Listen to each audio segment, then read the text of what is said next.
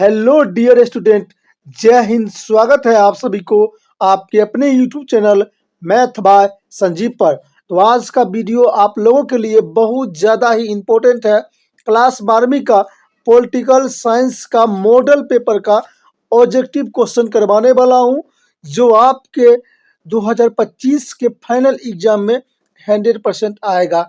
अगर नहीं आए तो आप लोग इसी वीडियो पर आ जाइएगा और आपका जो मन करे दोस्तों वो मुझे कमेंट कर सकते हो। और मैं आपको एक बात और बता देता हूं कि मैं आपको जो भी क्वेश्चन करवाता हूं आपके एग्जाम के लिए बहुत ज़्यादा ही इम्पोर्टेंट रहता है। और इस चैनल पर आपको फ्री में पढ़ाया जाता है और फ्री में आपको PDF भी दिया जाता है। बस आप लोग को चैनल को सब्सक्राइब करना है, बेल आइकन को ऑन कर लेना है, ताकि मैं आपके लिए जो भी इम्पोर्टेंट वीडियो बनाऊं आपके पास तुरंत पहुंच सके। और जो स्टूडेंट को इसका PDF चाहिए आप लोग इस नंबर पर मुझे मैसेज कर सकते हो, मैं उसे फ्री में PDF दे दूंगा। तो चलिए चलते हैं क्वेश्चन की ओर। तो यहाँ पर आप लोग देख सकते हैं कि फर्स्ट नंबर क्वेश्चन दिया गया है कि पॉलिटिक्स नामक पुस्तक का लेखक कौन है। बताइए, पॉलिटिक्स नामक पुस्तक के लेखक कौन है? तो आपका जवाब होना चाहिए अरस्तु। कौन है? अरस्तु। ऑप्शन नंबर बी होगा इसका राइट आंसर। उसके बाद आप लोग का दूसरा नंबर क्वेश्चन यहाँ पर दिया गया है कि निम्नलिखित में से कौन मार्क्सवाद विचारधारा से संबंधित नहीं है। बहुत ही इंपॉर्टेंट है कि मार्क्सवाद विचारधारा से संबंधित नहीं है। तो कौन हो जाएंगे इसका राइट आंसर? पूंजीवाद समाज। ऑप्शन नंबर ए हो जाएगा इसका राइट आंसर। उसके बाद आप लोग का तीसरा नंबर क्वेश्चन है कि नागरिक गणतंत्रवाद का सूत्र किससे प्रतिपाद है। बताइए, नागरिक गणतंत्रवाद का सूत्र किससे प्रतिपाद है? तो आपका जवाब हो जाएगा अरस्तु से प्रतिपाद है। ऑप्शन नंबर ए हो जाएगा इसका राइट आंसर। सभी क्वेश्चन बहुत ज़्यादा ही इम्पोर्टेंट है मेरे प्यारे बच्चों, और ये जितना भी क्वेश्चन मैं आपको करवा रहा हूँ आपके एग्जाम के लिए बहुत ज़्यादा ही इम्पोर्टेंट है। उसके बाद आप लोग का आता है यहाँ पर चौथा नंबर प्रश्न आता है कि किसने कहा कि शांति कार्यों की सपना है। बताइए, किसने कहा कि शांति कार्यों की सपना है? तो आप लोग का जवाब हो जाएगा हिटलर ने कहा था। किसने कहा था? हिटलर ने कहा था। ऑप्शन नंबर ए हो जाएगा इसका राइट आंसर। पांचवा नंबर प्रश्न है आप लोगों का कि तनाव शिथिल का दौर कब शुरू हुआ। बताइए, तनाव शिथिल का दौरा कब शुरू हुआ? तो आपका जवाब हो जाएगा 1970 के बाद। कब हुआ था? 1970 के बाद। ऑप्शन नंबर सी हो जाएगा इसका राइट आंसर। उसके बाद आप लोग का अगला नंबर प्रश्न दिया गया है कि द्वितीय विश्व युद्ध के उपरांत कौन दो महाशक्ति उभर कर सामने आई थी। बताइए, द्वितीय विश्व युद्ध के उपरांत कौन दो महाशक्ति उभर कर सामने आई? तो आपका जवाब हो जाएगा संयुक्त राज्य अमेरिका और सोवियत संघ। ऑप्शन नंबर सी हो जाएगा इसका राइट आंसर। उसके बाद आप लोग का अगला नंबर प्रश्न दिया गया है कि सोवियत संघ के विभाजन के बाद रूस का प्रथम निर्वाचित राष्ट्रपति कौन था। बताइए, सोवियत संघ के विभाजन के बाद रूस का प्रथम निर्वाचित राष्ट्रपति कौन था? तो आपका जवाब हो जाएगा येल्तसिन। ऑप्शन नंबर बी हो जाएगा इसका राइट आंसर। उसके बाद आठवां नंबर क्वेश्चन दिया गया है आपका सोवियत गठ से सबसे पहले कौन सा देश अलग हुआ। बताइए, सोवियत गठ से सबसे पहले कौन सा देश अलग हुआ? तो हुआ था यूगोस्लाविया। कौन हुआ था? यूगोस्लाविया। ऑप्शन नंबर बी हो जाएगा इसका राइट आंसर। उसके बाद आप लोग का आता है यहाँ पर प्रश्न संख्या 9 आता है कि ग्लासनास्ट वे पेरिस्ट्रोइका का मंत्र किसने दिया? तो आपका जवाब हो जाएगा ऑप्शन नंबर डी हो जाएगा इसका राइट आंसर। बहुत ही इंपॉर्टेंट क्वेश्चन है।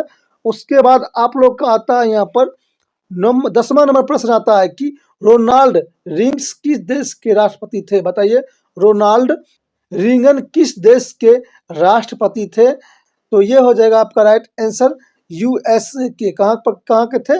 USA के राष्ट्रपति थे रोनाल्ड रीगन। ठीक है। उसके बाद आप लोग का प्रश्न संख्या आता है यहाँ पर 11 नंबर, एक ध्रुवीय की स्थिति किस राज्य के एकमात्र प्रभुत्व की परिचायक है। बताइए, तो आपका जवाब हो जाएगा 11 का डी, संयुक्त राज्य अमेरिका का है। ठीक है। उसके बाद आप लोग का आता है यहाँ पर प्रश्न संख्या 12 आता है, निम्नलिखित में कौन सा अमेरिका दौरा आतंकवाद के विरुद्ध इसके वैश्विक युद्ध का हिस्सा था। अमेरिका का जब युद्ध हुआ था आतंकवाद के विरुद्ध, उसके वैश्विक हिस्सा था। तो आपका जवाब हो जाएगा 12 का हो जाएगा C, operation enduring freedom. Operation enduring freedom, option number C हो जाएगा इसका राइट आंसर। उसके बाद आप लोग का आता है प्रश्न संख्या 13 आता है कि पूर्व के नए आर्थिक भागों की कोटि में किसे रखा जा सकता है? बताइए, पूर्व के नए आर्थिक भागों की कोटि में किसे रखा जा सकता है? तो आपका जवाब हो जाएगा मलेशिया को रखा जाता है। किसको रखा जाएगा? मलेशिया को रखा जा सकता है। ऑप्शन नंबर सी इसका राइट आंसर हो जाएगा। उसके बाद 14 नंबर क्वेश्चन दिया गया है आप लोगों का कि किस देश के साथ भारत ने मित्रता व व्यापार के संधि की जिसकी प्रस्तावना में पंचशील की सूत्र को हुआ? बताइए, किस देश के साथ भारत ने मित्रता के व्यापार में संधि की जिसके कारण कौन हुआ? पंचशील समझौता हुआ था। तो कौन देश था वो? चीन। याद रखिएगा, भारत और चीन के बीच कौन समझौता हुआ था? पंचशील समझौता हुआ था। याद रखिएगा, बहुत ही इंपॉर्टेंट है। उसके बाद आप लोग का 15 नंबर प्रश्न है कि वर्तमान में कौन आसियान का सदस्य राष्ट्र नहीं है?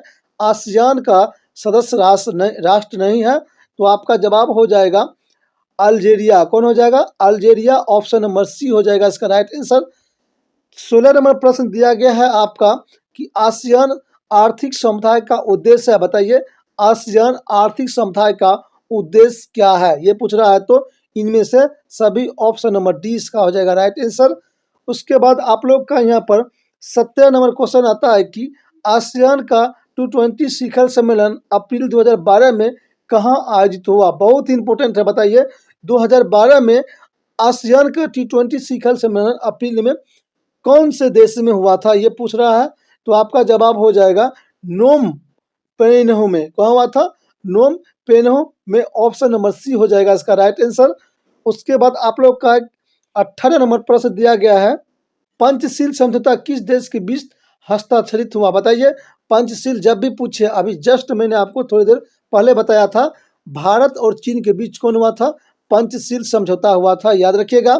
उसके बाद आप लोग का 19 नंबर प्रश्न दिया गया है कि दक्षिण एशिया के किस राज्य में माओवादी ने उथल पुथल मचाई है? बताइए, दक्षिण एशिया के किस राज्य में माओवादी ने उथल पुथल मचाई है? तो आपका जवाब हो जाएगा नेपाल। ऑप्शन नंबर हो जाएगा सी हो जाएगा इसका राइट आंसर। उसके बाद आप लोग का 20 नंबर प्रश्न दिया गया है कि दक्षिण एशिया के किस देश के प्रधानमंत्री को उसके उत्तराधिकारी ने उपदस्त पर फांसी की सजा दी? तो आपका जवाब हो जाएगा पाकिस्तान। ऑप्शन नंबर सी हो जाएगा इसका राइट आंसर। आपका 21 नंबर प्रश्न दिया गया है कि निम्नलिखित में कौन सा देश सार्क का सदस्य है? सार्क का सदस्य पूछे तो आपका जवाब होना चाहिए Bharat. Option number option number D हो जाएगा इसका राइट आंसर।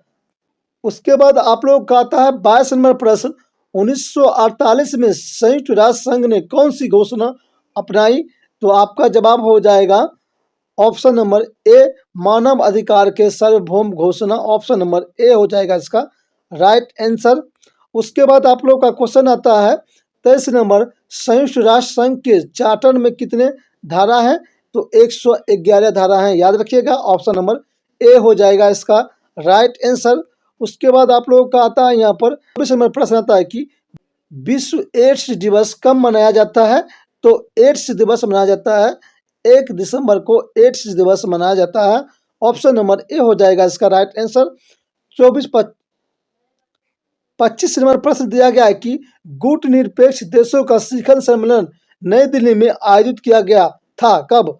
तो आपसे पूछ रहा है कि गुट निरपेक्ष देशों की शिखर सम्मेलन नई दिल्ली में आयोजित किया गया तो कौन सा ईस्वी में किया गया था, ये पूछ रहा है। तो आपका जवाब हो जाएगा 1983। ऑप्शन नंबर बी हो जाएगा इसका राइट आंसर। उसके बाद आप लोग का यहाँ पर आता है कि 26 नंबर प्रश्न आता है कि विश्व महिला दिवस कब मनाया जाता है? तो विश्व महिला दिवस मनाया जाता है 8 मार्च को। कब मनाया जाता है? 8 मार्च को मनाया जाता है। उसके बाद आप लोग का 27 नंबर प्रश्न दिया गया है कि किस वर्ष में विश्व व्यापार संगठन का स्थापना हुआ? क्या कर रहा है कि विश्व व्यापार का संगठन का स्थापना हुआ? तो आपका जवाब हो जाएगा 1995। ऑप्शन नंबर डी हो जाएगा इसका राइट आंसर।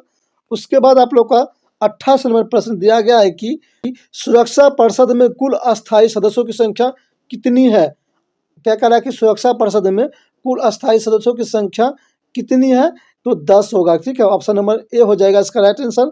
उसके बाद आप लोग का आता है यहाँ पर 29 नंबर प्रश्न आता है, परंपरागत सुरक्षा नीति के कौन कौन से तत्व हैं। बहुत इंपॉर्टेंट है, तो आपसे कौन कौन से तत्व पूछ रहा है, कौन परंपरागत का, तो आपका जवाब हो जाएगा 29 का डी, ऑप्शन नंबर डी हो जाएगा इसका राइट आंसर। उसके बाद आप लोग का आता है 30वां नंबर प्रश्न आता है, 1992 में पृथ्वी सम्मेलन का उद्घाटन किसने किया, बताइए। 1992 में पृथ्वी शिखर सम्मेलन का उद्घाटन किसने किया, तो आपका जवाब हो जाएगा ऑप्शन नंबर डी हो जाएगा। इसके बाद आप लोग का यहाँ पर आता है प्रश्न संख्या 31 आता है कि बच्चों के अधिकार के लिए कौन सा अंतर्राष्ट्रीय संगठन है। बहुत इंपॉर्टेंट है, कौन सा अंतर्राष्ट्रीय संगठन है, तो आपका जवाब हो जाएगा 31 का सी, यूनिसेफ। कौन है, यूनिसेफ, ऑप्शन नंबर सी इसका राइट आंसर। उसके बाद आप लोग का आता है यहाँ पर प्रश्न संख्या, इंग्लैंड का वर्तमान प्रधानमंत्री कौन है, बताइए। इंग्लैंड के वर्तमान प्रधानमंत्री कौन है, तो आपका जवाब हो जाएगा इनमें से कोई नहीं, ऑप्शन नंबर डी इसका राइट आंसर हो जाएगा।